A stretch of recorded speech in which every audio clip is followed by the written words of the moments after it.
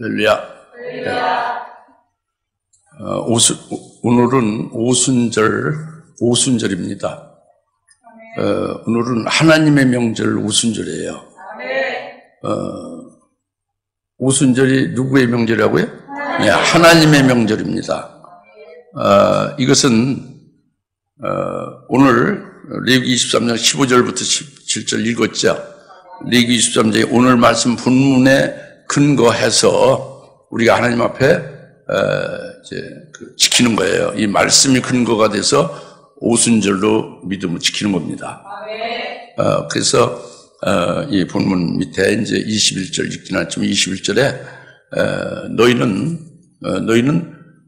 이날에 오순절 이날에 거룩한 모임을 선포하고 그리고 어떤 사람도 육체 노동을 하지 말라. 안식하라는 거죠. 육체 노동하지 말고 그리고 이날을 오순절로 영원히 여러 세대에 걸쳐서 영원히 규례로 지켜라 이렇게 말씀했어요. 이 말씀을 우리가 믿고 근거해서 오늘 하나님 앞에 예배드리는 것이 이게 오늘 이 예배고 이것이 바로 오순절이에요. 레위기 23장 15절부터 17절 21절까지가 이 말씀이 오순절을 지키라는 하나님의 말씀이고 이 말씀 우리가 순종해서 믿음을 지키는 것이 오순절입니다. 그래서 오늘 이 하나님이 말씀하신 하나님의 명절인 오순절이에요.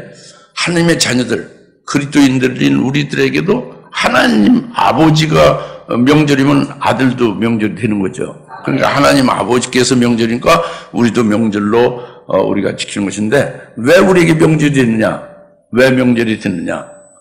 이 오순절에 무슨 일이 있기에 우리에게 어떤 일이 벌어졌기에 이제 이런 것을 우리가 깨닫고 왜 명절이 되는지 이 오순절에 무엇이 이루어졌는지 이것을 확실하게 여러분들이 이제 오늘 믿음으로 받아서 이 믿는 자로 인하여 그 믿음대로 심령이 기뻐하게 돼 있어요. 믿고 깨달아지면은 왜 이게 오순절이 명절인지 이 오순절에 무슨 일이 이루어졌는지를 깨달으면 여러분에게 직접 직결되니까 기쁜 거예요. 좋은 거지. 그게 심령의 명절이 되는 것입니다. 그래서 하나님의 명절이 하나님의 뜻을 이루신 그것이 하나님의 자녀들에게 역시 명절이 된다. 이것이죠. 할렐루야. 그래서 오늘 말씀을 오늘 본문 이 오순절을 지키라는 말씀을 자세히 우리가 잘 이제 상고를 하고자 하는 것입니다. 그래서 잘 믿음으로 들으시길 바랍니다. 그 15절에 너희는 안식일 후 다음 날 너희가 흔드는 제사의 단을 가져온 그날부터 세워서 7 안식일을 마칠지니 너희는 7째 안식일 이튿날까지 즉 50일을 헤아려서 주께 새로운 음식 제사를 드릴지니라 그랬죠.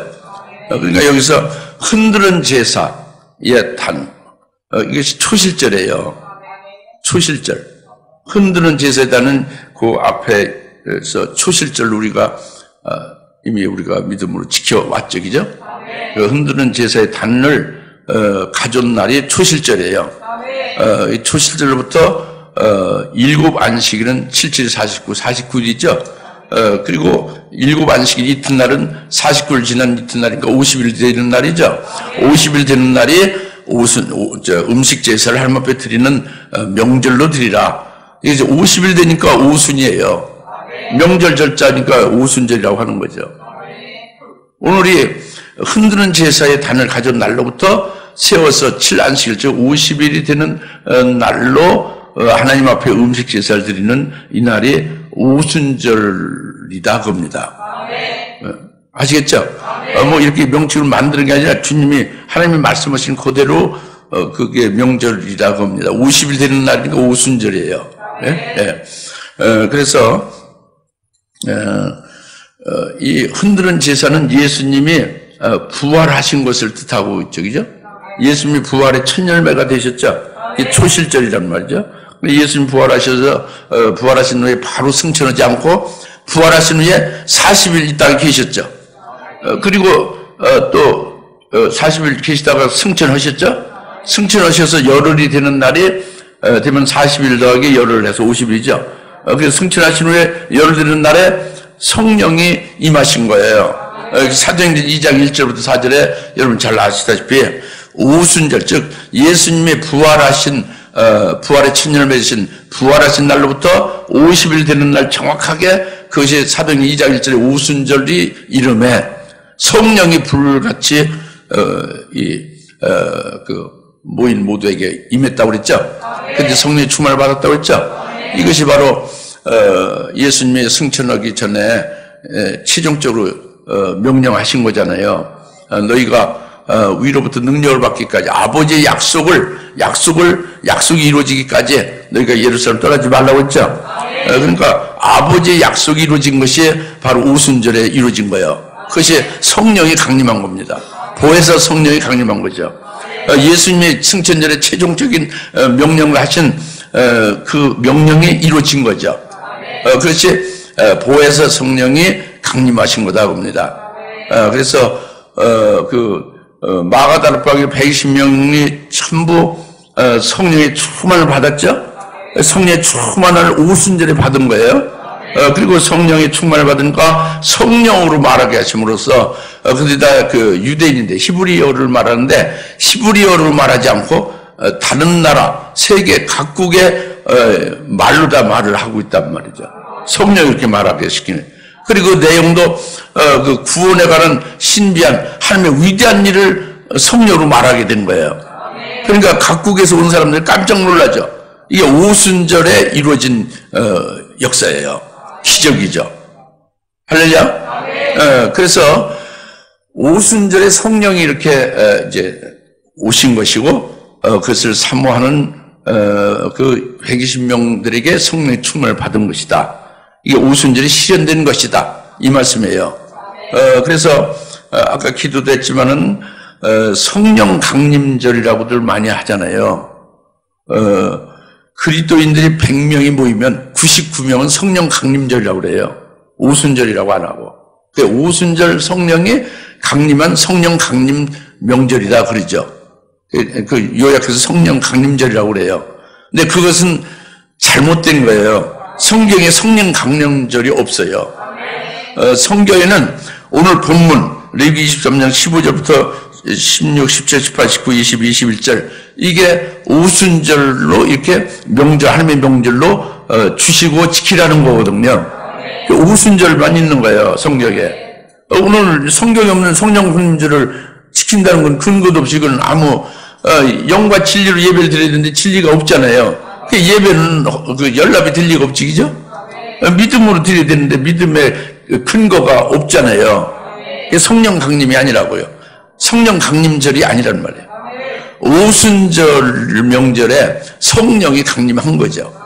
이것은 6월절에 예수님이 6월절 양이 되신 것으로 희생하셔서 십자가에 죽으셨죠. 6월절에 6월절 양이 되신 예수님을 가리키잖아요.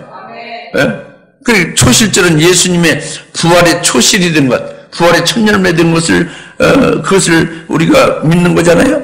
그것이 초실절 명절 지키는 거잖아요. 이와 같이 지금 이제 이루어진 그것이 이제 6월절, 초실절, 오순절까지 이루어졌지만 앞으로 이루어지지 않는 나팔절이라는 명절 있죠. 나팔절 명절은 뭐예요? 앞으로 나팔절에 큰 나팔소리와 함께 예수님이 재림하시는 것이 나팔절의 실상이잖아요. 나팔절에 반드시 우리 예수 믿는 자들은 예수님 재림을 소망하잖아요. 재림하셔서 예수를 맞이할 수 있는 자가 바로 나팔절에 그날에 주님을 맞이할 수 있게 하신다고 합니다. 그러니까 이게 절기에 그리스도 예수를 믿는 그리스도인들에게 유익이 되는 게 이것이 절기의 유익이에요. 명절 7대 명절 주신 것은 7대 명절 통해서 예수님 이루신 것을 깨닫고 믿음으로써 또 예수님의 이루실 일을 미리 알고 그날 잘 주시하고 기다리다가 그 주님이 이루어지는 즉 재림하시고 우리와 함께 하시는 천년만국을 세우셔서 함께 하시는 이런 것들이 이루어질 것을 미리 알고 잘 이렇게 기다리고 있다가 그날이 실현되면 자기들에 해당되는 것 이것이 그리스도인들에게 절기 유익이잖아요. 그래서 오늘은 오순절 명절입니다. 오순절에 성령이 강림하신 거예요. 할렐루야. 그런데 이것은 오늘 우리들 똑같은 거 120명 지금 2000년 전에 그들만이 아니라 오늘 우리들의 나와 여러분에도 오순절이 실현된 거예요. 내게 오순절 명절이 왜 명절이 됐냐? 오순절이 내게 이루어졌다고 합니다. 그래서 명절이라고 합니다.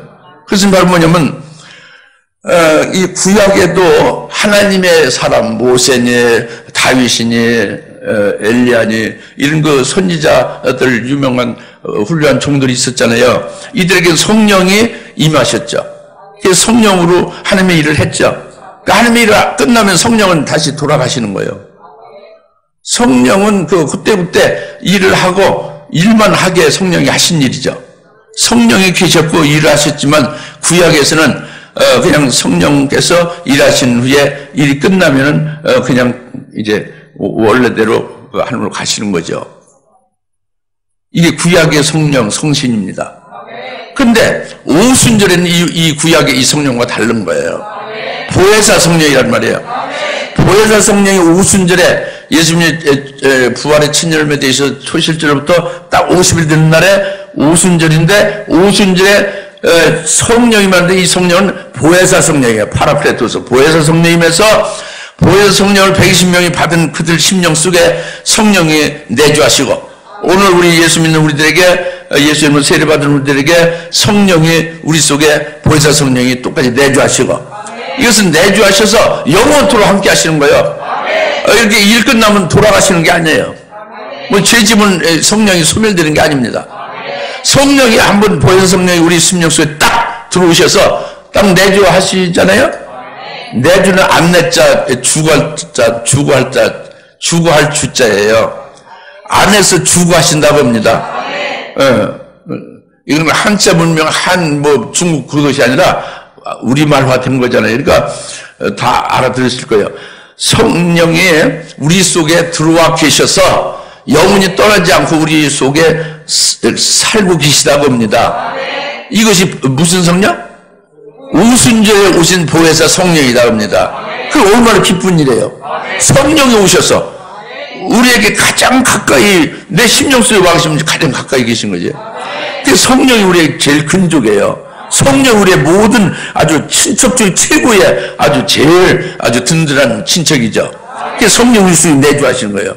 내주하시고 가만히 그냥 살고 계시는 것만이 아닙니다. 우리로 하여금 이제 주의 일을 하기도 하시고 성령으로 우리를 통해서 열매를 맺게 하시고 예수를 증거도 하게 하시고 하나님 말씀을 전하기도 하게 하시고 이렇게 성령이 함께 역사하는 거예요. 내 속에 들어오셔서 영원히 떠나지 않고 내주하시면서 함께 계시면서 이제는 함께 역사하신단 말이에요. 우리는 편안히 성령 안에서 쉬게 하시고 성령이 다 일하신다고 합니다. 여러분들이 성령을 이렇게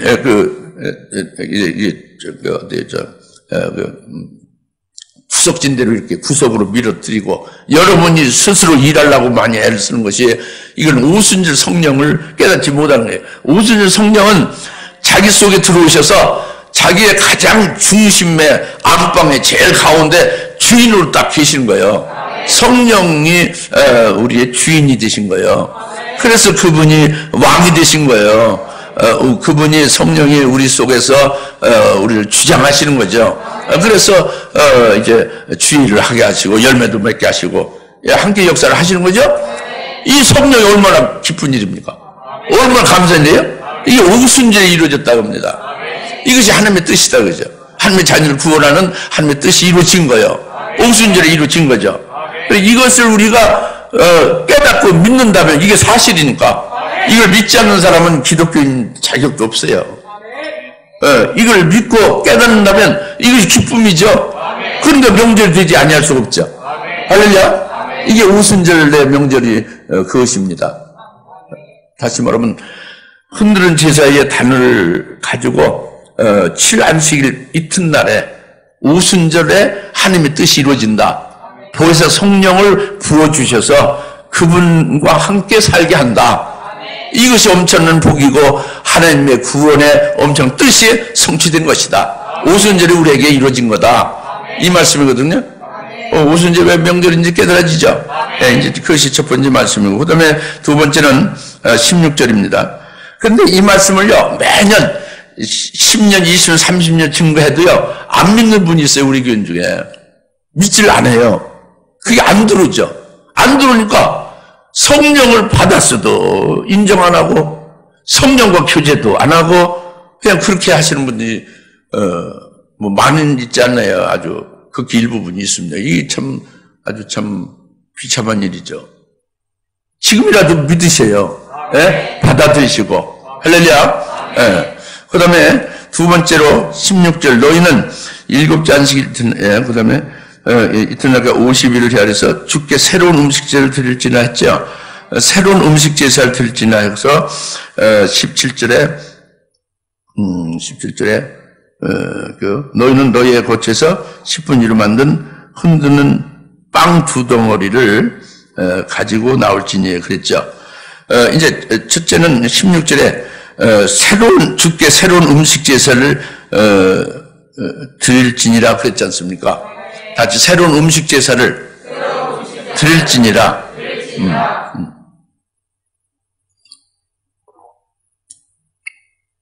빵 2덩어리로 새로운 음식 제사를 드리는 것이 오순절에 오순절 명절에 제사 드리는 것을 말씀하고 있지 않습니까? 이것이 우리에게 해당이 직접 되는 거예요. 뭐냐면 빵 2덩어리라 하는 거, 빵 2덩어리 드린다는 것은 빵 1덩어리는 유대인을 가리키는 것이고요. 빵 또 다른 또 1덩어리는 그것은 이방인을 가리키는 계시예요. 그래서 오순절에 하나님이 하실 일은 오순절에 빵 2덩어리를 하나님 앞에 새로운 음식을 드리는 것은 유대인이건 이방인이건 오순절에 부어주신 성령으로 말미암아 하나 되게 합니다 겁니다. 한 몸 되게 합니다. 한 교회를 이루게 합니다 겁니다. 이것이 빵 2덩어리로 하나님 앞에 새로운 음식 제사를 드린 게 오순절이에요. 좀 더 자세히 말씀드리면 지금 120명 마가다락방에 그들이 인원수가 120명이잖아요. 인격체가 120명이죠. 숫자가 120명이죠. 그런데 성령이 충만함을 그들이 받아서 한 성령으로 그들이 120명이 아니라 한 몸이 된 거예요. 인격체 120이 아니고 한 몸 같이 된 거예요. 왜? 오순절에 성령이 임함으로써 그렇게 된 거예요. 딴 때 그렇게 된 게 아니라. 그것이 빵 1덩어리가 된 거예요. 네?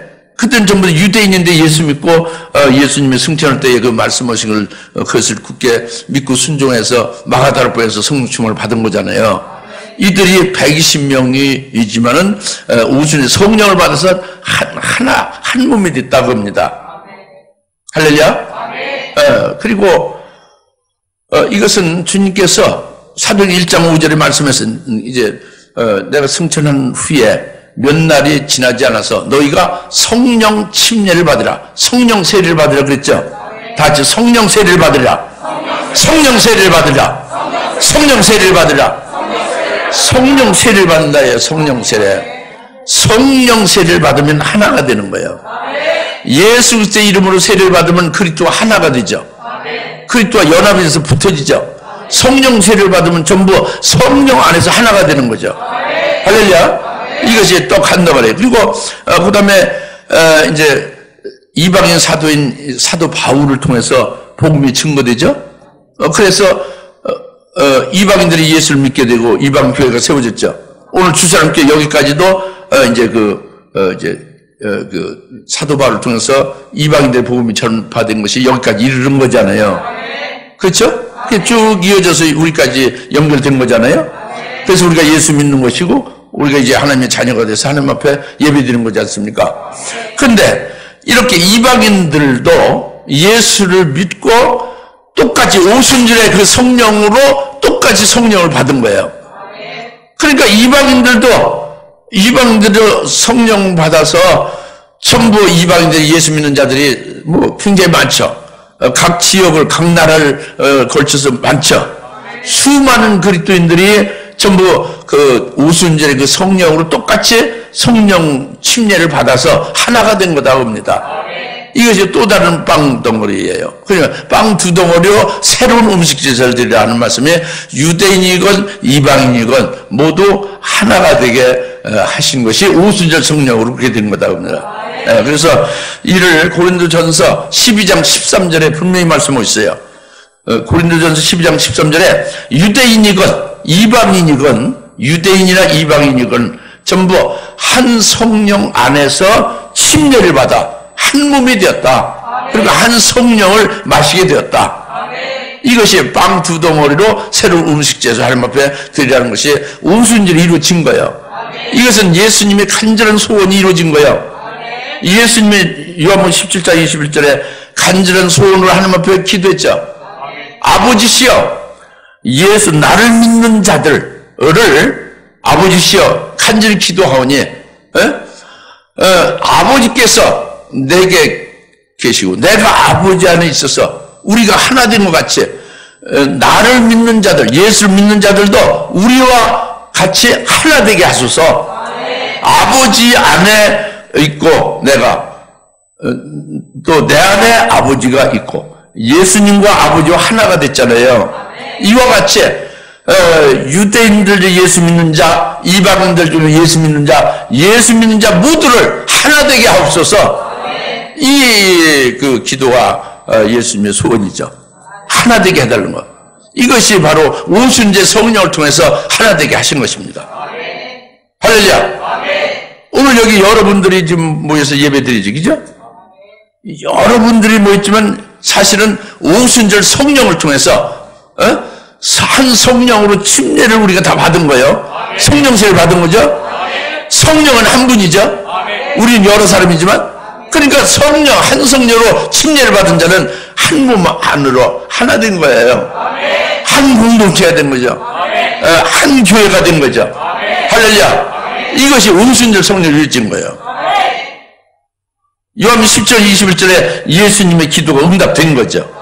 오순절 성령, 오순절의 명절이 실현됨으로써 성령의 강림하심으로. 할렐루야. 이것이 우리가 이제 깨달아야 될 일이고요. 그리고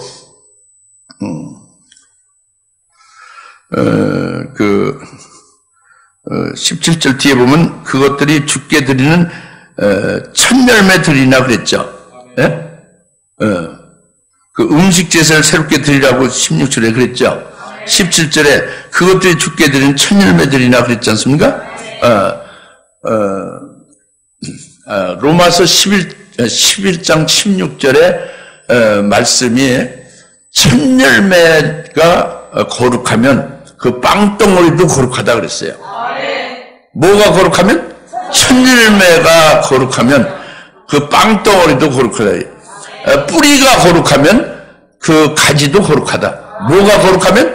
뿌리가 거룩하면 그 가지도 거룩하다. 로마서 11장 16절 말씀했습니다. 그것이 뭐를 말하냐면 무엇을 말하느냐 하면은 뿌리가 거룩해. 우리는 뿌리는 아닙니다. 우린 이방이죠. 유대인이 뿌리예요. 이미 예수 안에서 하나님의 선민으로 거룩하게 됐죠. 거룩하게 된 그 유대인이 그 참 감람나무로서 뿌리예요. 먼저 택함을 받아서 먼저 하나님의 백성으로 먼저 말씀을 받고 살았죠. 먼저 하나님의 약속을 받았죠. 뿌리란 말이에요. 참감람나무인 유대인이 뿌리다 봅니다. 뿌리가 거룩하면 가지도 거룩하다는 것은 뿌리가 거룩해서 뿌리, 참감람나무인 유대인을 뿌리라고 했잖아요. 그 뿌리에서 나온 것이 참감람나무 가지죠. 그 가지가 예수를 안 믿으면 어떻게 돼요? 가지가 꺾여지는 거예요. 하나님께서 그 잘라버리죠. 그 예수를 안 믿는 유대인을 잘라버리고 거기에 돌감람나무 가지, 그 이방이죠. 돌감람나무 가지를 갖다가 그 꺾여진 참감람나무 가지가 꺾여진 거기다가 딱 접을 붙이는 거죠. 그러면 뿌리가 참감람나무 뿌리죠.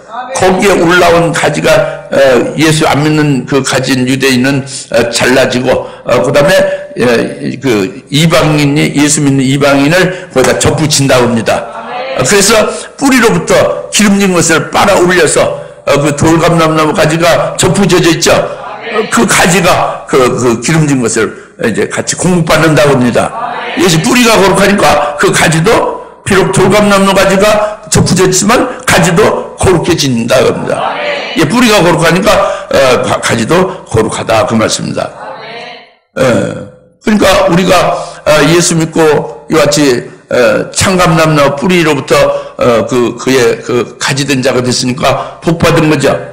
그러니까 우리가 교만하면 되겠어요? 자랑하면 되겠습니까? 예, 창감나무 가지도 잘라버리신 하나님이 돌감나무 처지에 접붙여져 가지고 지금 이렇게 참 감람나무 뿌리에 이제 이어져서 살고 있는데 항상 감사하고 항상 겸손하고 항상 하나님 앞에 황공하게 생각해야지. 황송하게 생각해야지. 그렇죠?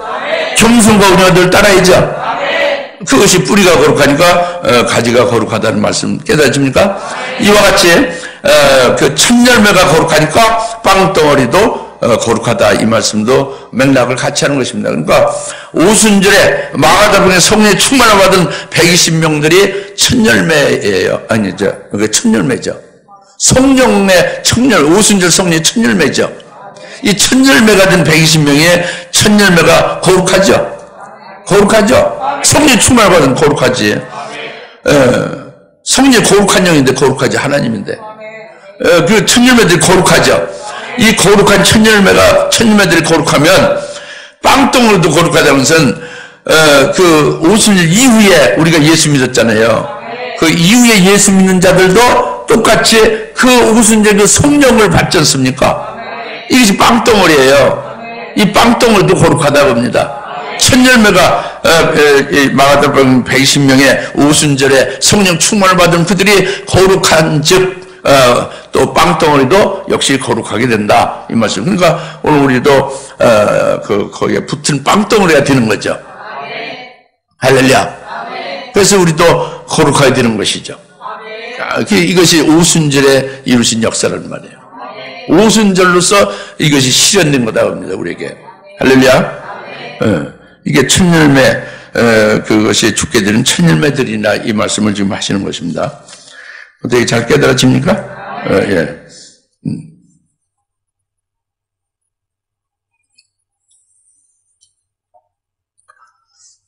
그래서 이것이 깨달아지면 두 번째 말씀의 핵심이 성령의 침례를 받게 되면서 이 성령 받았으면 여러분 속에 성령 계시죠? 성령이 여러분 속에 계시면 성령 침례를 받은 거예요. 성령 침례를 받은 자는 한 몸이 되는 거예요. 성령의 전이 되고 성령의 것이 되잖아요. 성전이 되잖아요. 그 성령이 여럿이 아니라 한 분이란 말이에요.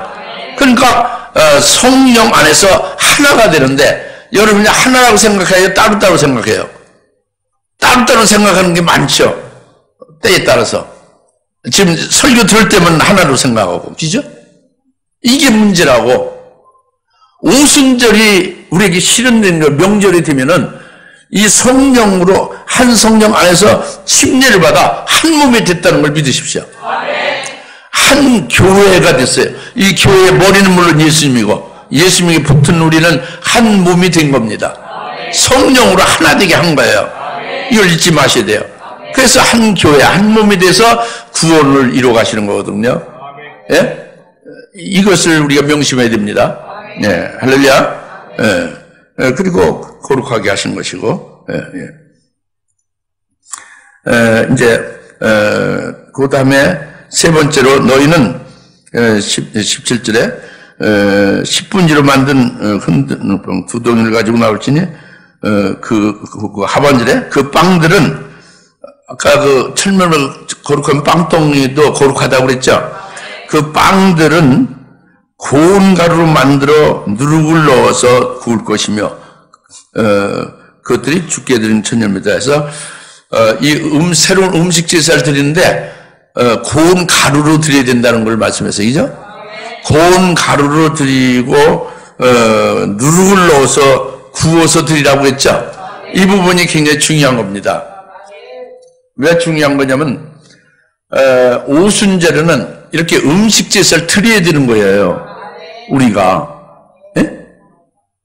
그 음식 제사를 드리는 거예요. 오순절 명절은.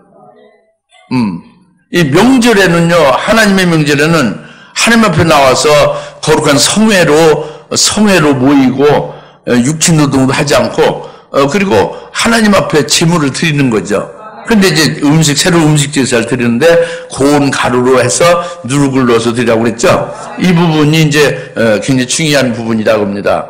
그래서 오순절이 진정한 우리의 명절이 되고 복이 되려면은 이제 고운 가루로 해서 이렇게 그 하나님 앞에 새로운 음식 제사를 드려야 된다 그겁니다. 예? 그 무슨 뜻인지 알겠죠? 근데 무슨 밀가루를 많이 가져와서 드려야 되느냐? 이게 구약에서는 그렇게 한 거예요. 근데 우리는 예수 그리스도 안에서 이것이 이제 그 제사가 바뀌어진 거예요. 직접 소나 양을 잡아 죽이고 밀가루 푸대를 갖다가 이렇게 해서 막 여기서 전을 붙이듯이 이렇게 해서 드리고 이게 아니란 말이에요. 예수 안에서 이제 드리는 제사 예배란 말이죠. 바뀌어졌다 그러죠. 바뀌어졌어요. 바뀌어졌습니다. 구약이 아니에요. 소나 양을 죽여가지고 피를 발라서 드리는 게 아니라니까. 예수님이 6월절에 그 6월절 양이 되셔서 이미 이루셨단 말이에요. 그 제사를. 그것을 믿음으로 사는 게 우리가 그 예수의 이름으로 예배를 드리는 거잖아요. 그러니까 소제 제사도 소제 제물이 뭐예요? 이게 이제 음식 제사는 레위기 2장에 나옵니다. 음식 제사는 이렇게 드리라서 음식 제사 드리는 법칙이 2장 1절에 나와요. 2장 1절에 레위기 2장 1절에 음식 은사는 음식 제사 음식으로 해서 이제 드리는 제사가 소제 제사 소제물. 근데 잘 들으셔. 음식 제사가 뭐라고? 소제 제물인데 어디 있다고? 레위기 2장 1절에 있습니다. 이게 중요하다고요. 오늘 여하튼 오순절 명절에 뭘 드려야 돼요? 고운 가루로 누룩을 넣어서 소제, 그리고 음식제에서 새로운 음식제에서 드리라고 했잖아요. 이것을 드려야 된다 그지?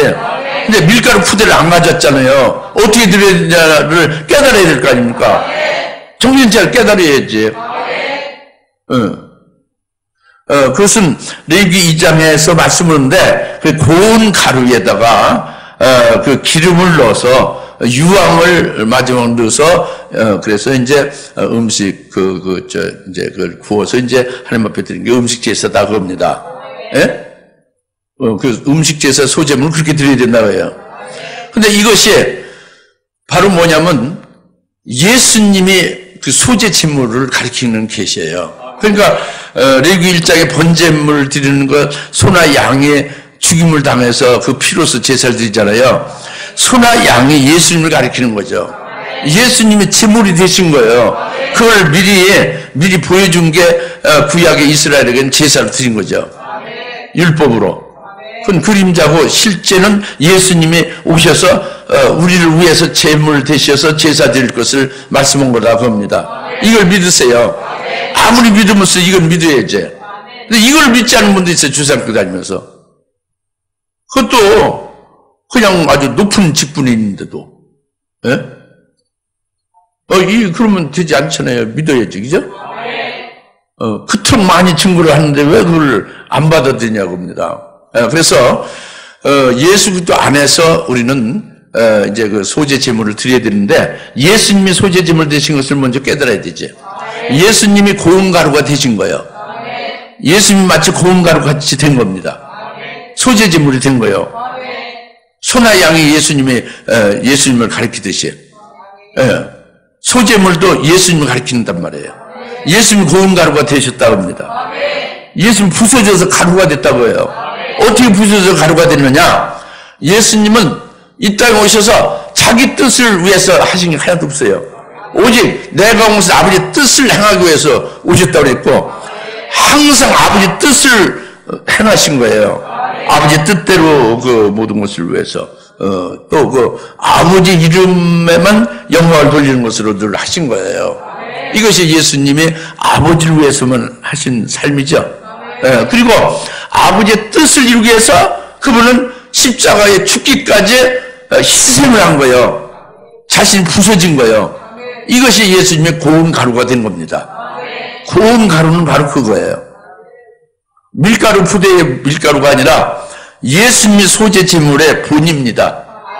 본이 되셔서 그분이 부서진 거예요. 자기는 없는 거지. 아버지만 있는 거죠. 아버지 뜻을 위해서 살고 아버지의 영광을 위해서 사신 거예요. 이것이 소재물 되신 예수님이죠. 그리고 이제 예수님의 그런 그 아버지 뜻을 위해서 그 일을 하신 예수님은 성령을 기름 부으심을 받았죠. 성령 충만을 받았죠. 그렇죠? 성령 충만을 받았고 그 기름을 넣은 거예요. 그게 고운 가루에. 그리고 유황을 넣은 것은 예수님 늘 제자를 삼거나 무슨 큰일 할 때 먼저 기도를 하셨잖아요. 그게 유황을 넣은 거예요. 그러니까 레위기 2장 1절에 소재제물 되신 예수님은 고운 가루에 기름을 넣어 또 유황을 넣어서 아버지께 드려진 소재제물이 됐다고 합니다. 이것을 깨닫고 믿는다면 오늘 오순절에 우리가 예수 그리스도 안에서 소재제물 되신 그리스도 안에서 우리도 소재제물로 하나님 앞에 드려져야 된다 그겁니다. 이것은 뭐냐면 밀가루 부대로 다 해서 이렇게 전부쳐서 해서 드리는 게 아니란 말이에요. 뭐냐면 예수 그리스도를 믿고 예수 그리스도 안에서 자기 옛사람이 죽어져야 되는 것이죠. 자기 사상에 예수 안에서 없어져야 되는 거예요. 자기 생각, 자기의 어떤 자기의 주의 주장이 없어져야 되는 거죠. 그리고 자기 욕심이 없어져야 되는 거예요. 부서져야 되는 거죠. 자기 그 고집성과 그 온고집 같은 걸 부서져야 되는 거죠. 그 자기 잘못된 습관, 잘못된 그 성품 같은 게 예수 안에서 죽어져야 되는 거예요.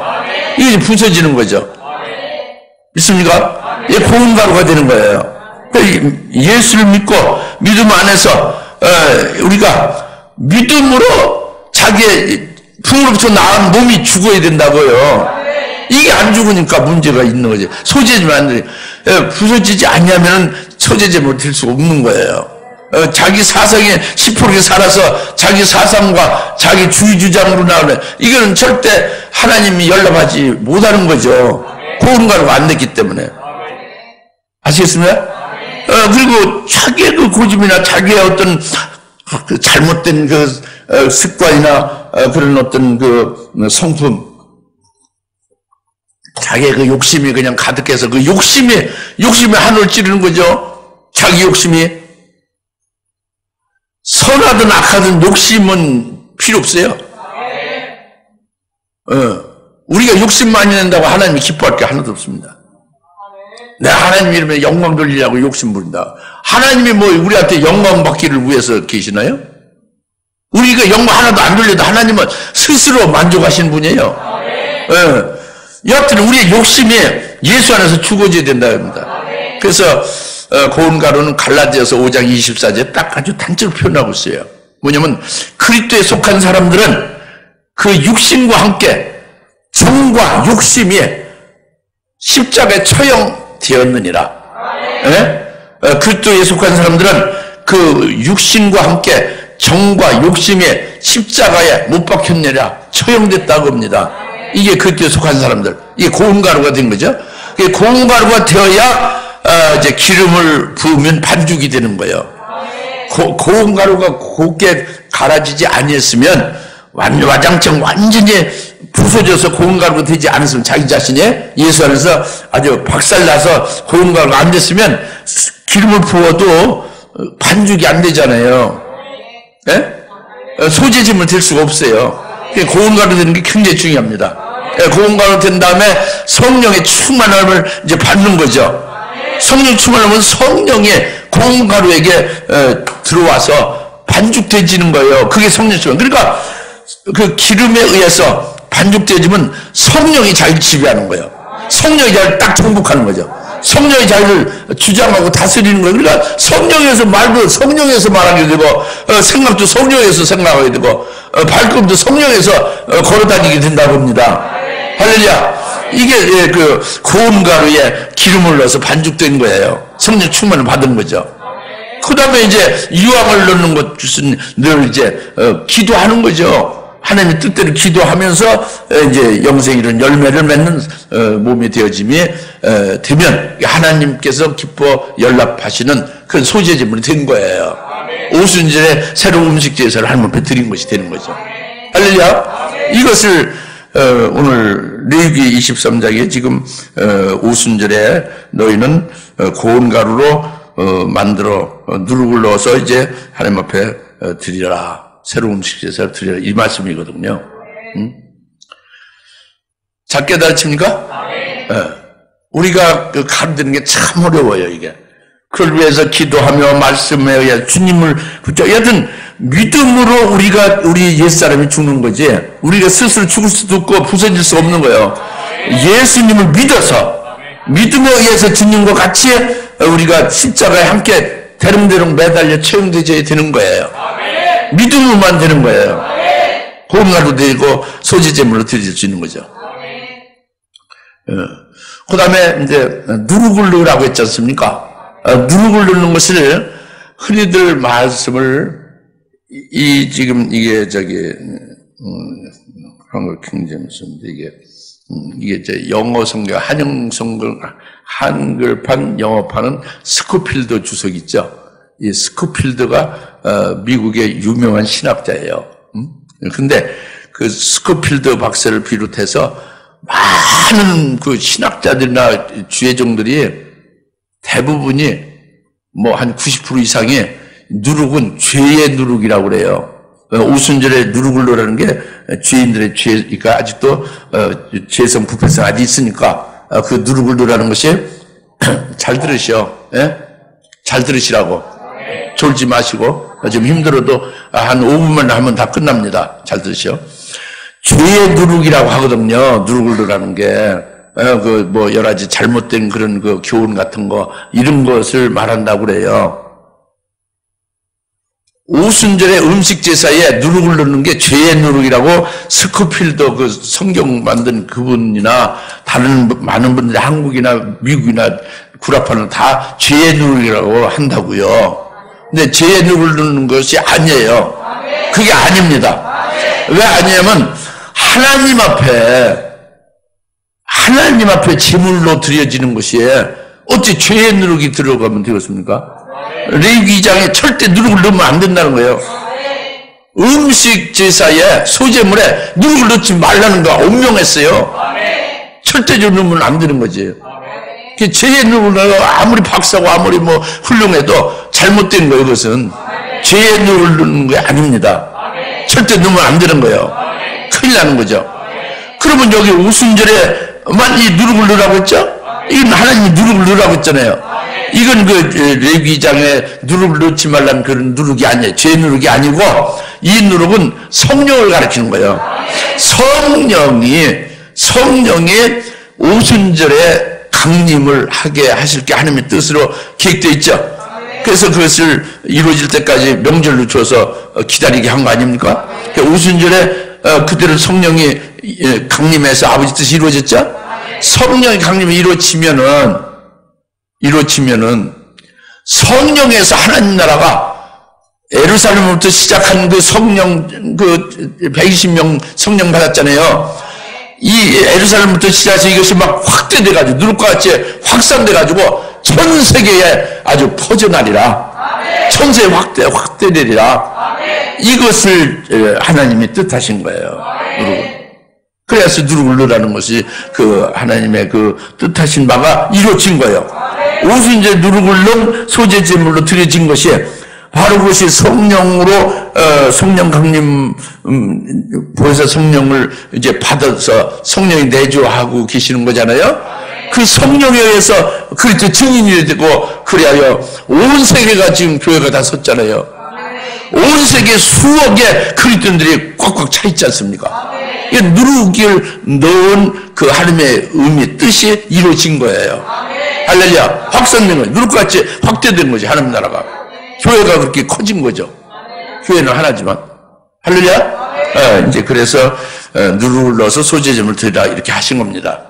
그래서 오늘 우리들로 하여금 누룩과 같이 증거하는데 자꾸 이제 확대되고 열매를 맺게 하시는 거잖아요. 이제 마지막으로 잘 깨달아지죠? 이게 오순절에 그러니까 이게 큰 복이지. 그저 유대에만 있었어요. 하나님의 말씀이나 하나님의 백성들이. 그죠? 이것이 전 세계로 확대된 거예요. 하나님 나라가. 그죠? 오늘 우리를 포함해서. 또 얼마나 큰 복입니까? 오순절이. 명절이잖아요. 그리고 이제 마지막으로, 이제 그 주보에, 너희는 추수절, 맥주절, 777 똑같은 말이죠.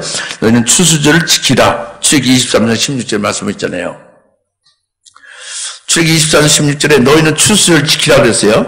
추수절은 너희가 땅에 씨를 뿌려서 그 수고의 열매, 수고의 첫 열매가 추수절이다 그럽니다. 그래서 이 오순절은 추수절이에요. 또는 다른 말로 맥주절이라고도 하고 77절이라고도 하는데 이것이 전부 오순절이에요. 오순절은 다른 말로 추수절이라고 맥주절이라고도 하고 77절이라고도 한다고 합니다. 출애굽기 33장 같은데 77절 맥주절이 나오잖아요. 다 같은 말이라니까. 오순절 이름이 몇 가지라고? 여러 가지가 있다고 그냥 77절, 맥주절, 추수절. 네? 다 같은 오순절이다고 합니다. 그런데 의미를 좀 달리해서 더 구체적으로 계시하는 게 출애굽기 23장 16절에 넌 추수를 지키라고 합니다. 그래서 추수를 지키는 것이 뭐냐면 보리 추수를 처음에 첫 보리 추수가 딱 첫 단이 하나님 앞에 드려지는 그 첫 열매 단이 있어요. 제일 첫 곡식 단이. 그로부터 7안식일 77, 49, 49일 지나서 그 이튿날은 50일 되는 날, 아유, 이렇게 졸으시면 안 되지. 이제 2, 3분만 하면 되는데. 좀 잘 들으셔. 예? 졸지 마시고. 그러니까, 보리 추수를 하는 데 있어서, 예? 보리 씨앗을 뿌리면 보리가 나고, 그 다음에 익어지잖아요. 근데 보리가 한꺼번에 다 익어지지 않지. 농사를 안 잡아서 모르시는 건. 보리가 딱 익는 게, 이제 제일 먼저 익는 게 있다니까. 한 개든지 두 대궁이든지 익는 게 있어요, 먼저. 익는 걸 똑 잘라가지고 그걸 먼저 드리는 날이 있다니까. 그걸 첫 그 곡식 첫 단을 드린 때로부터 50일 되는 날이, 77절이에요. 77, 49, 50일. 예? 그날 드리는 것이 보리의 추수의 종결이래요. 처음에 첫 익은 단을 드린 것은 일부분이죠. 그 다음에 그 보리가 쭉 익어서, 40kg 다 익어서 전부 다 보리 추수에 다 마침이 되어지면 이게 77절 또는 맥주절 또는 추수절이다 한다고 합니다. 또는 오순절이다 한다고 합니다. 아시겠습니까? 그러니까 보리 추수의 첫 아주 익은 보리 추수를 제일 먼저 딱 드리는 건 뭐예요? 첫 보리 추수의 수확은 초실절이죠. 예수님 부활의 첫 열매가 그걸 의미하는 거예요. 그로부터 이제 49일 지나서 50일 되는 날까지 보리 추수가 쭉 익어지는 거예요. 그 보리 추수의 종결 다 완성되는 날이 언제요? 오순절이라고 합니다. 이게 맥추절이라고도 하고, 또 77절 또는, 또 이제 추수절이라고도 하고 그런단 말이에요. 오순절이라고도 한다고 합니다.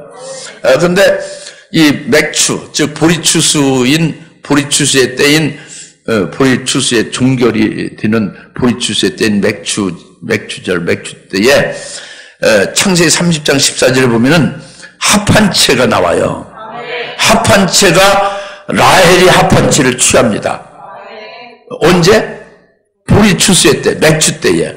맥주 때에 합한채를 라헬이 그걸 취해서 입으로 합한채를 즐기다가 아기를 낳지 못한 돌석자 성년대 아이를 못 낳았어요. 수십 년 동안. 근데 합한채를 입으로 즐기다가 결과는 장자 요셉을 낳아버린 거예요.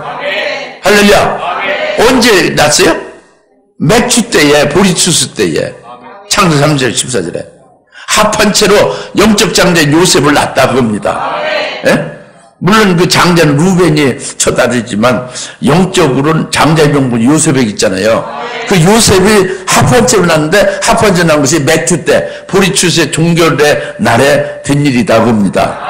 그럼 이것을 우리에게 추수를 지키라는 것은 우리에게 이게 예수 그리스도 안에서 우리에게 해당되는 거예요. 즉 보리추수의 때 보리라는 것이 뭐냐면 요셉과 같은 영적 장자를 낳는 걸 말하는 거죠. 다시 말하면 첫째 부활의 영광을 이루는 자가 장자예요.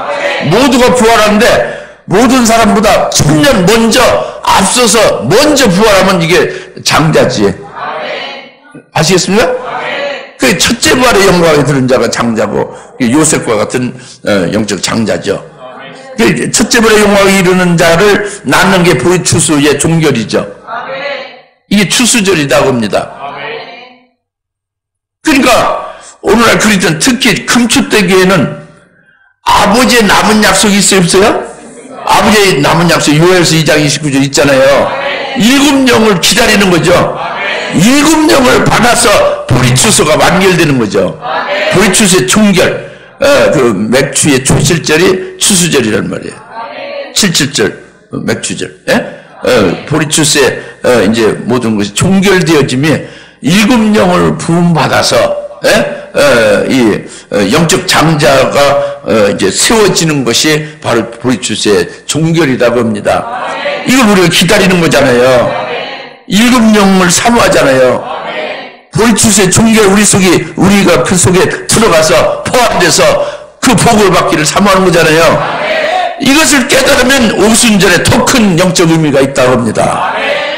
오순절, 추수절 같은 거니까. 출애굽기 23절, 16절. 믿어집니까? 그 오늘 오순절이 명절이 아니요? 명절이고 더 큰 의미가 있죠. 맥추 때에 요셉을 낳았어요. 합판치로. 오늘날 맥추가 오순절이거든. 할렐루야. 여기서 낳는 역사가 첫째 번의 영광을 이루는 그 장자가 우리가 될 수 있기를 삼아야 되지 않습니까? 아버지의 약속을 받아서 오순절에, 오순절에. 할렐루야. 자, 우리 다 같이 기도합시다. 하나님 아버지 참 감사합니다. 오늘 주님께서 오순절 명절 주일에 대해서 이제 레위기 23장을 통해서 저희들 깨닫게 하시고 왜 우리에게 오순절 명절이 되는지를 깨닫게 하심을 감사합니다. 하나님 아버지여 더 큰 영적인 의미를 깨닫게 하심을 감사합니다. 오순절이 명절이 되게 하옵소서. 성령 보혜사 성령이 우리 안에 내주하심을 믿고 또 영원히 이제 내주하시며 함께 하시며 함께 역사하심을 믿고 그분 안에서 저희들 이제 또 더 이제 아버지의 남은 약속을 또 이제 기다리며 더 큰 영적인 오순절의 의미가 우리에게 해당되게 하옵소서. 감사하고 예수님의 이름으로 기도합니다. 아멘. 이제는 속히 재림하실 예수 그리스도의 은혜와 하나님 아버지의 극진하신 사랑하심과 성령님의 감화 감동 내주 역사등 충만하심에 오순절을 명절로 지키는 우리들에게 하나님께서 우리를 통해서 복되하신 역사가 한량없이 이루어지게 하시고 우리 심령의 명절로서 하나님 앞에 영광을 돌리는 것을 삼하는 모든 힘의 사는 곳을 머리 위에 지금으로부터 영원토록 함께 계실지어다. 아멘. 있습니다.